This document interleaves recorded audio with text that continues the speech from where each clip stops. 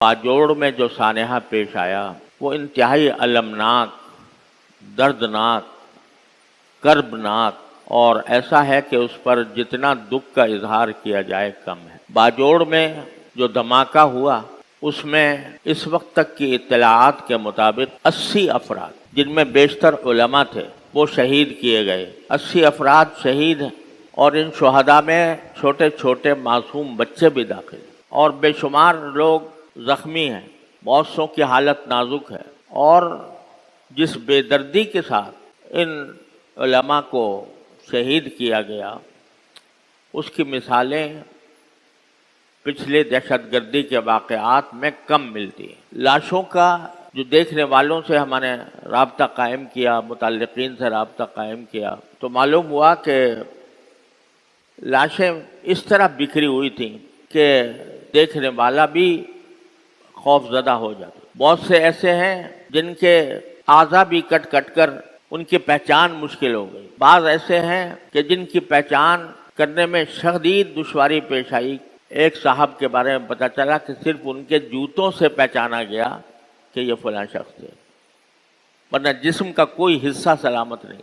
یہ بربریت، یہ سفاکی، یہ انسانوں کی جانوں کے ساتھ کھلواڑ ایسے لوگوں کی طرف سے ہوئی کہ جو خود اسلامی نظام نافذ کرنے کے دعوے دار ہیں۔ نام اسلام کا ہے اور اس میں نشانہ بنایا جا رہا ہے عام مسلمانوں کو بھی نہیں بلکہ ایسے اہل علم کو جو اللہ کے فضل و کرم سے دین کا اس ملک میں کلمہ بلند کرنے والے ہیں، ان کو نشانہ بنائے گئے۔ اور اتنی بڑی تعداد علماء کی شہید ہوئی اور بے شمار لوگ ابھی تک زخمی ہیں، علاج ان کا ہو رہا ہے، لیکن پتہ نہیں اللہ تعالیٰ ان کو صحت کاملہ عطا فرمائے۔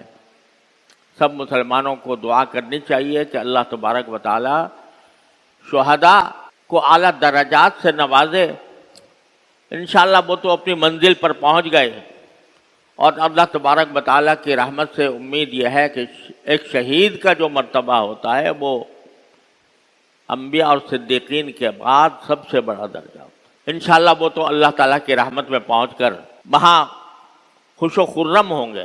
لیکن جو ان کے پسماندگان ہیں، بعض خاندانوں کے بارے میں مجھے پتہ چلا کہ ان کا کوئی کفیل باقی نہیں رہا، چھوٹے چھوٹے بچے ہیں یا خاتون ہیں، ان کا کوئی یار و مددگار، کوئی دیکھنے والا، کوئی وارث، کوئی ان کے ضروریات کو سمجھنے والا کوئی باقی نہیں۔ ان شہداء میں خود ہمارے دارالعلوم کے بہت سے فضلاء ہیں جو دارالعلوم سے پڑھ کر گئے، اور ان میں سے بھی ہمارے دارالعلوم کے فاضل مولانا حمید اللہ صاحب رحمۃ اللہ تعالی علیہ، وہ ابھی 2 مہینے پہلے دارالعلوم کے فضلاء کے اجتماع کے میں پیش تھے۔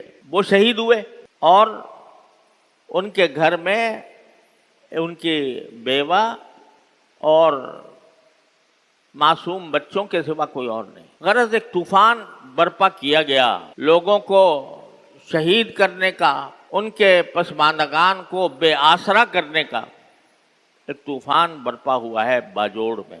جب کبھی آپ کو یاد ہوگا کہ ہماری فوج کے اسکول کے بچوں پر جب حملہ ہوا تھا تو سارے ملک میں ایک کوہرام مچ گیا تھا اور اس کی مذمت، اس کی برائی اور ان کے کرنے والوں پر لعنت ملامت کا ایک طوفان سرکاری سطح پر بھی اور میڈیا کی سطح پر بھی ایک طوفان مچ گیا تھا۔ ہمارے ان علماء کی شہادت کے موقع پر جس طرح کا رد عمل ہماری حکومت کو یا ہماری سیکیورٹی کی طاقتوں کو جیسا دینا چاہیے تھا وہ اس درجے کا نہیں ہے جو اس وقت دیا گیا تھا۔ حالانکہ یہ علماء کے ساتھ یہ سفاکی، یہ کہیں زیادہ شدید رد عمل کی متقاضی تھی۔ ان کی قدر و قیمت اور ان کی عظمت آج دنیا والوں کے سامنے کچھ بھی نہ ہو، لیکن جب یہ دنیا ختم ہوگی، ناپائیدار زندگی ختم ہوگی اور اللہ تبارک و تعالیٰ کی بارگاہ میں پیش ہوں گے تو انشاءاللہ ثم انشاءاللہ یہ سب سے زیادہ اونچی گردنوں والے ہوں گے. اللہ کی رحمت سے امید ہے.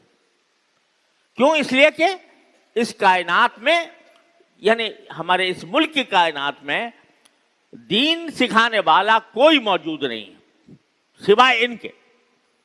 لہذا انہی کو نشانہ بنایا جا رہا ہے. اور جو دشمن ہیں اسلام کے اور پاکستان کے اور عالم اسلام کے، انہوں نے اس کو نشانہ بنایا ہوا ہے اس کام کے لیے کہ یہ ہے فتنے کی جڑ. جب تک یہ موجود ہے یہ ملا، اس وقت تک ہم اپنے بے دینی کے منصوبوں میں کامیاب نہیں ہو سکتے.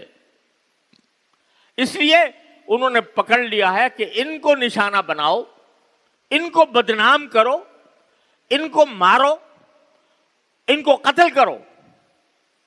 چنانچہ آپ ذرا سوچئے کہ اتنے بڑے علماء کے مجمع کے اوپر بم کا دھماکہ ہو رہا ہے، اور کون کر رہا ہے؟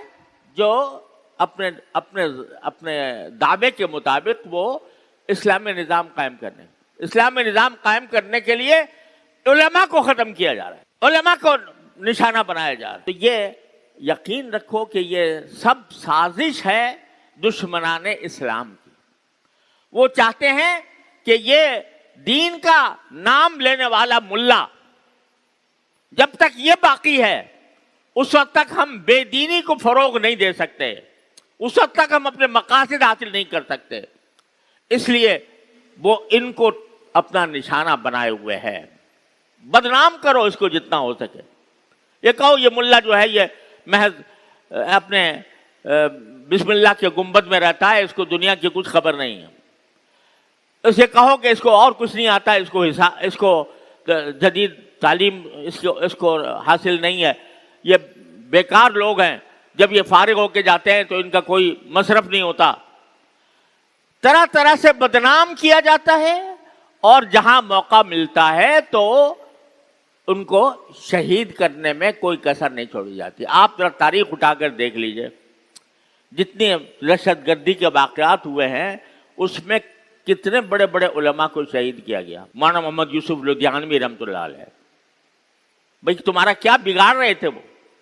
نہ ان کا کوئی سیاست میں حصہ، نہ ان کا کوئی حکمرانی کا حصہ لینے کی کوئی آرزو، بیٹھا دین کی خدمت کرنا. شہید کر دو اس کو، کیونکہ دین کا نام لے رہا ہے، اس کے گرد لوگ جمع ہیں اور لوگ اس کی بات سن رہے ہیں، ختم کرو. مولانا مفتی احمد اللہ صاحب جو جامعہ برنوری ٹاؤن کے، مولانا حبیب اللہ مختار صاحب، مولانا عادل خان شہید صاحب، ان سب کو نشانہ بنا کر قتل کیا جا رہا ہے.